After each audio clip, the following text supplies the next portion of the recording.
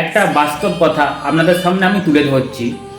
বিষয়টা হলো, বর্তমান যুগে আপনি কাউকে সাহায্য করুন, মানে 100টা সাহায্য করুন, 1000 সাহায্য করুন, তার মধ্যে যদি একটা মনোমিলন্য হয় বা আপনার সাহায্য করতে পারলেন না, আপনার পরিস্থিতির বাইরে ইত্যাদি ইত্যাদি, বা এমনই হলো মতে মিলল না, সেই লোকটাই 100টা বা 1000টা উপকারকে ভুলে গিয়ে ওই একটা যেটা করেছেন আপনি, ওর মতে মিল হয় নাই বা ওকে সাহায্য করতে পারেন নাই, পরিস্থিতি সবার তো সমান হয় না সব সময়, তো সেই বিষয়টা নিয়ে সে সারা জীবন মনে রাখবে।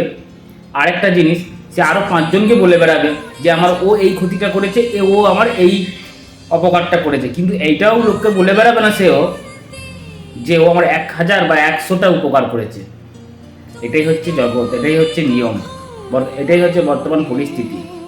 তাই আপনি একটা গাছে যেরকম ফল জন্য গাছ লাগাচ্ছেন, এইটা আশা করবেন না যে গাছটা লাগিয়েছি বলে ফলের আশা করছি, এইটা ভুল ধারণা। ঠিক তেমনই কাউকে উপকার করলে এইটা আশা করবেন না যে আমি তার কাছ থেকে ঠিক ফিডব্যাক পাবো। উপকার করতে থাকুন, কিন্তু ফিডব্যাক পাবেন এই আশায় যদি উপকার করতে থাকেন, তাহলে আমি বলবো আপনি মূর্খের মতো কাজ করছেন।